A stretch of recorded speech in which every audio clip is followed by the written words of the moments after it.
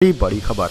अमित शाह बोले, देश में अंग्रेजी बोलने वालों को जल्द शर्म आएगी। ऐसे समाज का निर्माण दूर नहीं। हमारे देश की भाषाओं के बगैर हम भारतीय नहीं। जी हाँ दोस्तों, केंद्रीय गृह मंत्री अमित शाह ने कहा कि इस देश में जो लोग अंग्रेजी बोलते हैं उन्हें जल्द ही शर्म आएगी। ऐसे समाज का निर्माण दूर नहीं है। उन्होंने यह बयान गुरुवार को नई दिल्ली में पूर्व आईएएस आशुतोष अग्निहोत्री की बुक मैं बूंद स्वयं खुद सागर हूं के विमोचन के मौके पर दिया। दरअसल दोस्तों, अमित शाह ने हिंदी समेत भारतीय भाषाओं के भविष्य पर कहा कि अपना देश, अपनी संस्कृति, अपना इतिहास और अपने धर्म को समझने के लिए कोई भी विदेशी भाषा पर्याप्त नहीं हो सकती। चलिए दोस्तों, जान लेते हैं अगली बड़ी खबर। डोनाल्ड ट्रंप ने फिर कहा, भारत और पाकिस्तान का युद्ध मैंने रुकवाया, मुझे पाकिस्तान से प्यार है। प्रधानमंत्री मोदी ने कहा था, भारत ने ना मध्यस्थता स्वीकारी थी, न स्वीकारेंगे। जी हाँ दोस्तों, अमेरिकी राष्ट्रपति डोनाल्ड ट्रंप ने बुधवार को एक बार फिर कहा कि उन्होंने भारत और पाकिस्तान के बीच में संभावित युद्ध को रुकवा दिया था। डोनाल्ड ट्रंप ने कहा कि मैंने युद्ध को रुकवाया, मैं पाकिस्तान से प्यार करता हूं। प्रधानमंत्री मोदी एक शानदार व्यक्ति हैं, मैंने उनसे कल रात बात की, हम भारत के साथ एक व्यापार समझौता करेंगे। डोनाल्ड ट्रंप ने कहा कि मैंने एक बड़ा युद्ध रोका, लेकिन किसी ने इस बारे में खबर तक नहीं लिखी। डोनाल्ड ट्रंप का यह बयान बुधवार को प्रधानमंत्री नरेंद्र मोदी से फोन पर हुई बातचीत के 12 घंटे के बाद आया है। चलिए दोस्तों, जान लेते हैं अगली खबर। अहमदाबाद वापी में भारी बारिश, घरों दुकानों में पानी घुसा, 5 जिलों में रेड अलर्ट। जयपुर में सड़कें लबालब हुई, बूंदी के अस्पताल में पानी भरा। जी हाँ दोस्तों, मानसून ने देश के 75% हिस्से को कवर कर लिया है। गुजरात, राजस्थान और झारखंड में भारी बारिश हो रही है। पूर्वी यूपी के 13 जिलों में आज भारी बारिश की चेतावनी है। वहीं दोस्तों, गुजरात के अहमदाबाद, वापी और राजकोट में गुरुवार को भारी बारिश की वजह से सड़क, घरों और दुकानों में पानी भर गया। सांवर, कुंडला, राजकुला में स्थानीय नदियां उफान पर आ गई है। वहीं दोस्तों, राजस्थान के 5 जिलों में भारी बारिश की चेतावनी दी गई है। जयपुर, बूंदी और कोटा में भी बारिश हो रही है। इसके अलावा दोस्तों, मध्य प्रदेश के 54 जिलों में मानसून पहुंच गया है। इंदौर में तेज तो भोपाल में रिमझिम बारिश हुई। ग्वालियर और चंबल में भारी बारिश का अलर्ट जारी किया गया है। वहीं दोस्तों, भारतीय मौसम विज्ञान विभाग ने गुरुवार को गुजरात, ओडिशा, बिहार, छत्तीसगढ़, कोंकण, गोवा, असम, मेघालय, अरुणाचल प्रदेश, सौराष्ट्र, कच्छ, कर्नाटक और केरल के लिए भारी बारिश का ऑरेंज अलर्ट जारी किया है। चलिए दोस्तों, जान लेते हैं अगली बड़ी खबर। एयर इंडिया ड्रीम लाइनर का ब्लैक बॉक्स अमेरिका को भेजा जाएगा। अहमदाबाद क्रैश के बाद विमान में आग लग गई थी, देश में डेटा रिकवरी मुमकिन नहीं।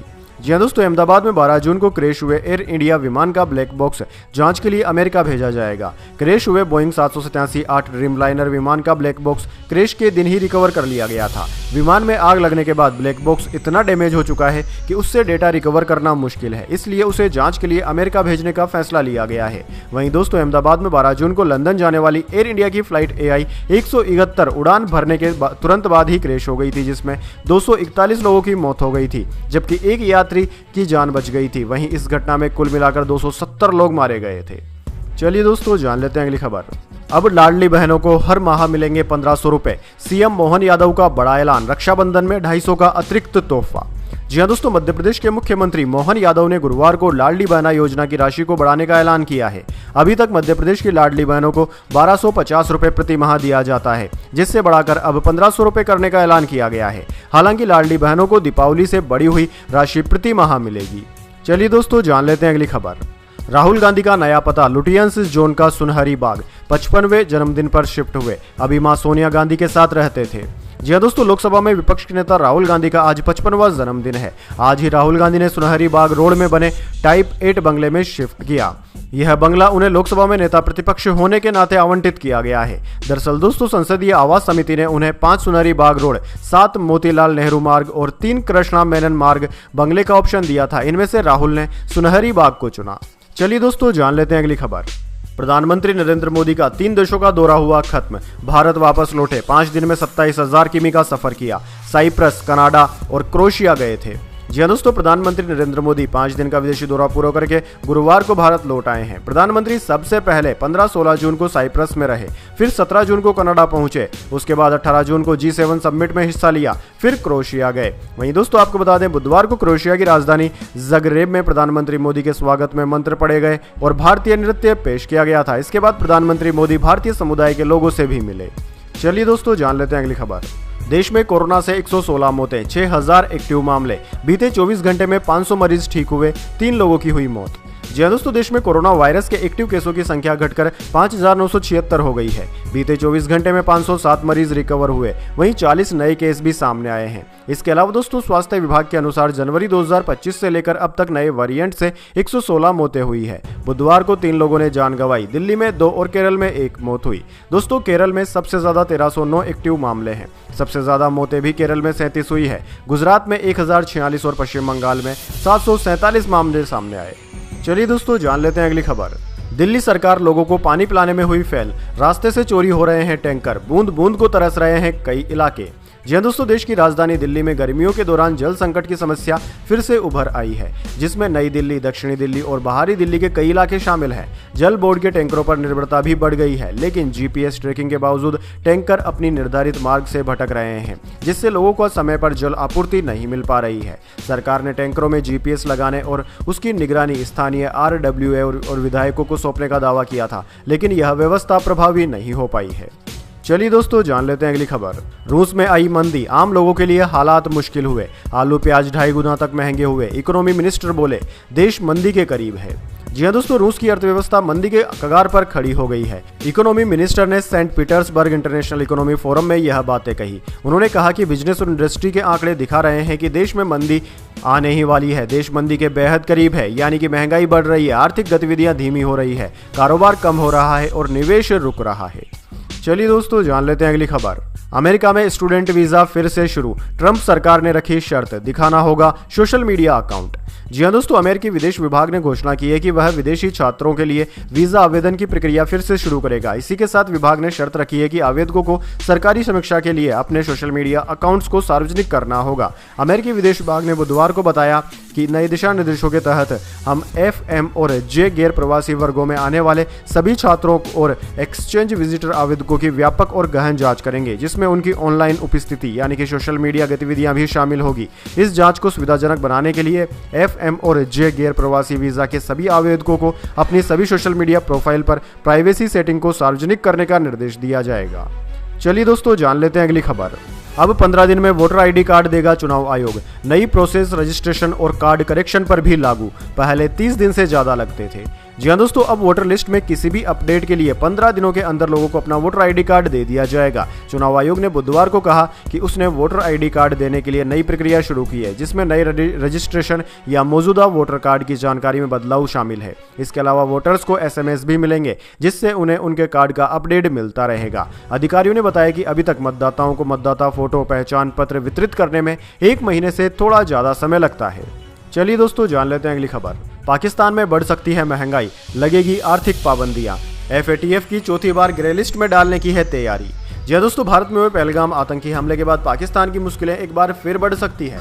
अंतर्राष्ट्रीय संस्था FATF यानी कि financial action task force Pakistan को चौथी बार ग्रे लिस्ट में डाल सकती है। दरअसल दोस्तों, यह संस्था विभिन्न देशों में आर्थिक ढांचे को देखती है। दरअसल दोस्तों, पाकिस्तान को चौथी बार ग्रे लिस्ट में डालने की तैयारी में FATF पूरी तरीके से हो चुकी है। मनी कंट्रोल के अनुसार जून के आखिरी या जुलाई की शुरुआत में FATF पाकिस्तान पर रिपोर्ट जारी कर उसे ग्रे लिस्ट में डाल सकता है। इससे पाकिस्तान पर कई तरीके के आर्थिक प्रतिबंध लग सकते हैं। हाल ही में फ्रांस में हुई FATF की बैठक में भारत ने पहलगाम हमले, पाकिस्तान के आतंकवाद को फंडिंग और सरकारी समर्थन का मुद्दा उठाया था। पहलगाम में हुए आतंकी हमले में 26 लोगों की मौत हो गई थी। FATF ने इसकी निंदा करते हुए कहा था कि ऐसे हमले बिना फंडिंग के संभव नहीं है।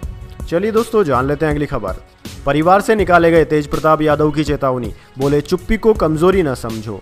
जी हाँ दोस्तों, राष्ट्रीय जनता दल RJD सुप्रीमो लालू प्रसाद यादव द्वारा अपने बेटे तेज प्रताप यादव को पार्टी से 6 साल के लिए निष्कासित करने और परिवार से बेदखल करने के बाद तेज प्रताप ने अब पहली बार सार्वजनिक रूप से अपनी प्रतिक्रिया दी है। दरअसल दोस्तों, गुरुवार 19 जून 2025 को तेज प्रताप यादव ने सोशल मीडिया प्लेटफॉर्म X पर एक पोस्ट करते हुए साफ शब्दों में चेतावनी दे दी। उन्होंने लिखा कि मेरी खामोशी को मेरी कमजोरी समझने की भूल करने वालों, ये मत समझना कि मुझे तुम्हारी साजिशों का पता नहीं। शुरुआत तुमने की है, अंत में करूंगा। चलिए दोस्तों, जान लेते हैं अगली खबर। नकदी मामला जांच पैनल का प्रस्ताव, जस्टिस वर्मा को हटाएं। 64 पेज की रिपोर्ट में कहा स्टोर रूम पर जज और उसके परिवार का ही कंट्रोल था। जी हां दोस्तों, जस्टिस यशवंत वर्मा के घर से मिले केस की जांच कर रहे पैनल की रिपोर्ट गुरुवार को सामने आई। इसमें कहा गया है कि हाईकोर्ट जज यशवंत वर्मा और उनके परिवार के सदस्यों का स्टोर रूम पर सीक्रेट या एक्टिव कंट्रोल था। यही 14 मार्च की रात आग लगने के बाद बड़ी संख्या में अधजले नोट मिले थे। पैनल की रिपोर्ट में कहा गया है कि इससे जस्टिस वर्मा के बुरे व्यवहार का पता चलता है, जो कितना गंभीर है। कि उन्हें हटाया जाना चाहिए। घटना के समय जस्टिस वर्मा दिल्ली हाईकोर्ट के जज थे और अब इलाहाबाद कोर्ट में कार्यरत हैं। चलिए दोस्तों, जान लेते हैं अगली बड़ी खबर। 3 साल की सजा, 5,000 रुपए का जुर्माना। कर्नाटक सरकार ला रही है क्राउड कंट्रोल बिल। आरसीबी की जीत के जश्न में भगदड़ के बाद फैसला। जी हाँ दोस्तों, रॉयल चैलेंजर बेंगलुरु यानी कि आरसीबी की विक्ट्री परेड के दौरान मची भगदड़ मामले को ध्यान में रखते हुए कर्नाटक सरकार ने बड़ा कदम उठाया है। राज्य सरकार ने इस तरह की घटनाओं को रोकने के लिए कर्नाटक भीड़ नियंत्रण विधेयक 2025 का मसौदा तैयार कर लिया। यह मसौदा कैबिनेट में चर्चा के लिए पेश भी कर दिया गया और उम्मीद की जा रही है कि अगली कैबिनेट बैठक में इसे मंजूरी मिल जाएगी। चलिए दोस्तों, जान लेते हैं इसके बाद अगली बड़ी खबर। लेकिन उससे पहले मेरी आपसे एक छोटी सी रिक्वेस्ट है, अगर दोस्तों आपको अभी तक हमारी न्यूज़ पसंद आई है तो इसे एक छोटा सा लाइक जरूर दे दीजिए, और अगर आपको पसंद नहीं आई है तो 83 अंक गिरकर 81,362 पर बंद हुआ। निफ्टी भी 19 अंक फिसला। सरकारी, बैंकिंग, रियल्टी और मेटल शेयर्स 2% गिरे। जी हाँ दोस्तों, हफ्ते के चौथे कारोबारी दिन यानी कि गुरुवार को सेंसेक्स 83 अंक गिरकर 81,362 के स्तर पर बंद हुआ। निफ्टी में 19 अंकों की गिरावट रही, ये 24,793 के स्तर पर आ गया। वहीं दोस्तों, सेंसेक्स के 30 शेयरों में से 22 में गिरावट और 8 में तेजी देखने को मिली। अडानी पोर्ट्स, बजाज फाइनेंस और टेक महिंद्रा सहित कुल 10 शेयर्स 2.5% तक गिरे। बात करें दोस्तों निफ्टी 50 के टॉप गेनर और टॉप लूजर स्टॉक्स की, तो दोस्तों आज के मार्केट में निफ्टी 50 के टॉप गेनर्स में टाटा कंज्यूमर, आइसर मोटर्स और महिंद्रा एंड महिंद्रा रहे, जबकि निफ्टी 50 के टॉप लूजर्स में अडानी पोर्ट्स, बजाज फाइनेंस और श्रीराम फाइनेंस रहे। चलिए दोस्तों, जान लेते हैं अगली खबर।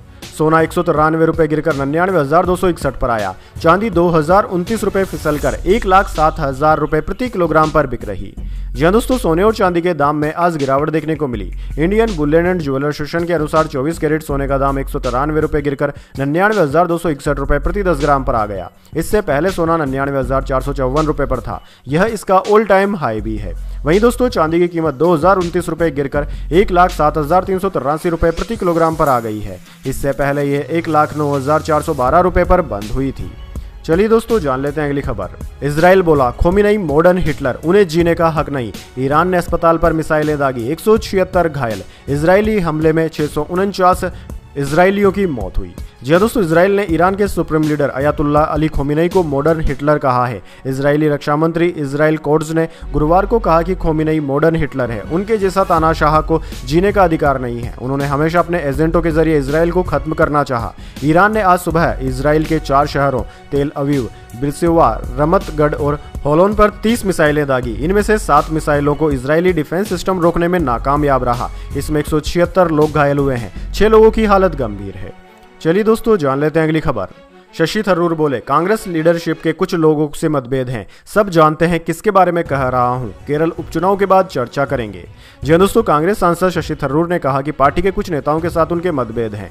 थरूर गुरुवार को तिरुवनंतपुरम में पत्रकारों से बात कर रहे थे। उन्होंने कहा कि वे लोग कौन हैं जिनके बारे में मैं बात कर रहा हूं, उन्हें आप मीडिया वाले अच्छे से जानते हैं, क्योंकि उनमें से कुछ मुद्दे सार्वजनिक डोमेन में भी हैं। थरूर ने आगे कहा कि कांग्रेस पार्टी और उसके सिद्धांत उन्हें पसंद है। 16 साल तक पार्टी कार्यकर्ताओं के साथ मिलकर काम किया और वे उन्हें अपना करीबी दोस्त और भाई मानते हैं। चलिए दोस्तों, जान लेते हैं अगली खबर। एयर इंडिया को बिना जांचे एयर बस उड़ाने पर चेतावनी। डीजीसीए ने कहा, प्लेन में अनवेरीफाइड इमरजेंसी इक्विपमेंट मिले, रजिस्ट्रेशन भी पुराना। जी हाँ दोस्तों, इंडियन एविएशन रेगुलेटरी ने एयर इंडिया को 3 एयर बस प्लेन AIRPA को जांचे बिना उड़ाने पर चेतावनी दे दी है, क्योंकि जांच में इन प्लेन में खराबी की बात सामने आई है। सरकारी डॉक्यूमेंट्स के अनुसार इन विमानों को इमरजेंसी इक्विपमेंट की जांच पेंडिंग होने के बावजूद उड़ाया गया। एयरलाइन ने इन दिक्कतों को दूर करने में भी देरी की। राइटर्स की एक खबर के अनुसार वार्निंग नोटिस और जांच रिपोर्ट्स अहमदाबाद प्लेन क्रैश से जुड़ी नहीं है। चलिए दोस्तों, जान लेते हैं अगली बड़ी खबर। एलोन मस्क के स्टारशिप में टेस्ट के दौरान हुआ धमाका, लपटे और धुआं दूर दूर तक दिखाई दिया। आसपास के घरों की खिड़कियां हिल गई। जी दोस्तों, दुनिया के सबसे अमीर कारोबारी एलोन मस्क का स्टारशिप 36 रॉकेट टेक्सास के स्टार बेस टेस्टिंग साइट पर अचानक धमाके के साथ फट गया। इसकी लपटें और धुआं दूर दूर तक दिखाई दिया। यह धमाका भारतीय समय के अनुसार 19 जून को सुबह करीब 9:30 बजे हुआ। धमाका उस वक्त हुआ जब 29 जून को होने वाले स्टारशिप के 10वें टेस्ट फ्लाइट से पहले रॉकेट का दूसरा स्टैटिक फायर टेस्ट चल रहा था। इस टेस्ट में रॉकेट को जमीन पर ही रखकर उसके इंजन को चालू किया जाता है, ताकि लॉन्च से पहले सब कुछ ठीक हो, ये चेक किया जा सके। चलिए दोस्तों, जान लेते हैं अगली बड़ी खबर। शिलोंग पुलिस ने ससुराल मायके से जाना सोनम का व्यवहार। परिवार बोला, जेठ के सामने घूंघट में रही, कॉल आने पर रूम में चली जाती थी। जी हाँ दोस्तों, इंदौर के ट्रांसपोर्ट कारोबारी राजा रघुवंशी हत्या केस की जांच के लिए शिलोंग पुलिस के 3 अधिकारी 17 जून से इंदौर में हैं। वे यहां इंदौर क्राइम ब्रांच की टीम के साथ मिलकर पड़ताल कर रहे हैं। सबसे पहले टीम राजा के घर पहुंची थी। इसके बाद सोनम की मां और भाई से पूछताछ की। इन ऑफिसरों ने आरोपी राज कुशवाहा के घर जाकर भी सवाल जवाब किए। टीम देवास नाका स्थित उस फ्लैट पर भी गई जहां राजा की हत्या के बाद सोनम रुकी थी। चलिए दोस्तों, जान लेते हैं अगली खबर। ईडी के ऑफिस में डीनो मोरिया ने दर्ज करवाया अपना बयान। कुछ दिन पहले घर में हुई थी रेड। 65 करोड़ के मीठी नदी घोटाले से जुड़ा है मामला। जी हाँ दोस्तों, बॉलीवुड एक्टर डीनो मोरिया गुरुवार सुबह ईडी एनफोर्समेंट डायरेक्टरेट के दफ्तर पहुंचे। उनसे लगातार मीठी नदी घोटाले के मामले में पूछताछ जारी है। आज उन्होंने अपना स्टेटमेंट रिकॉर्ड करवाया। डीनो मोरिया को समन कर बुधवार को पूछताछ के लिए बुलाया गया था। हालांकि वो कल नहीं पहुंचे थे। कुछ समय पहले ही इस मामले में ईडी ने एक्टर के घर पर रेड की थी। वहीं दोस्तों, डीनो मोरिया सुबह करीब 10 बजे 30 मिनट पर साउथ पुलिस में स्थित बलाड स्टेट के दफ्तर पहुंचे थे। एक्टर के भाई सेंटिनो भी जांच के दायरे में है, वो भी उनके साथ पहुंचे थे। चलिए दोस्तों, जान लेते हैं अगली खबर। आईपीएल 2025 ने तोड़े व्यूवरशिप के सभी record. 840 million minute watch time रहा। पंजाब बेंगलुरु फाइनल सबसे ज्यादा देखा जाने वाला T20 मुकाबला बना। जी हां दोस्तों, इंडियन प्रीमियर लीग 2025 ने व्यूवरशिप के कई रिकॉर्ड तोड़ डाले। इसे टेलीविजन और डिजिटल प्लेटफॉर्म 840 मिलियन मिनट से ज्यादा बार देखा गया है। इतना ही नहीं, पंजाब किंग्स और रॉयल चैलेंजर बेंगलुरु के बीच खेला गया फाइनल मुकाबला अब तक का सबसे ज्यादा देखा जाने वाला T20 मुकाबला बन गया। आईपीएल के ऑफिशियल ब्रॉडकास्टर जियो स्टार ने गुरुवार को पिछले सीजन के आंकड़े जारी किए। इसके अनुसार इस भारतीय लीग के 18वें सीजन का वॉच टाइम 840 बिलियन मिनट रहा। चलिए दोस्तों, जान लेते हैं अगली बड़ी खबर। ईरान के बाद उड़ेंगे पाक के परमाणु ठिकाने। इजरायली एक्सपर्ट्स का दावा। क्या इसी डर में है पाक आर्मी चीफ आसिम मुनीर? जी हां दोस्तों, ईरान पर मिसाइलों की बारिश के बाद अब पाकिस्तान में खौफ का माहौल है। दरअसल दोस्तों, वजह है इजराइल के एक एक्सपर्ट का ऐसा दावा जिसने इस्लामाबाद की नींद उड़ा दी। इजरायली लेखक और अंतर्राष्ट्रीय मामलों के जानकार मेयर मिस्री ने दावा किया है कि ईरान के बाद अब इजराइल की निगाहें पाकिस्तान के परमाणु कार्यक्रम पर टिकी है। यानी कि ईरान के बाद पाकिस्तान के परमाणु ठिकानों पर हमला किया जा सकता है। यह बयान ऐसे वक्त में आया है जब ईरान और इजराइल के बीच तनातनी चरम पर है। चलिए दोस्तों, जान लेते हैं अगली बड़ी खबर। 4 राज्यों की 5 विधानसभा सीटों पर उपचुनाव हुए। पश्चिम बंगाल के कालीगंज में 60% वोटिंग। पंजाब के लुधियाना में 41% मतदान। केरल में एलडीएफ यूडीएफ समर्थक भिड़े। जी हाँ दोस्तों, देश के 4 राज्यों की 5 विधानसभा सीटों पर उपचुनाव के लिए गुरुवार को वोटिंग हुई। इनमें गुजरात की 2, पंजाब, केरल और पश्चिम बंगाल की एक सीट शामिल है। चुनाव आयोग के अनुसार इन सीटों पर शाम 6 बजे तक वोटिंग हुई। उपचुनाव का रिजल्ट 23 जून को आएगा। गुजरात और पंजाब में कांग्रेस, बीजेपी और आम आदमी पार्टी के बीच त्रिकोणीय मुकाबला है। बंगाल में कांग्रेस लेफ्ट के साथ मिलकर चुनाव लड़ रही है। वहीं केरल में एक दूसरे के खिलाफ मैदान पर है। तो दोस्तों, यह थी आज की तमाम बड़ी खबरें।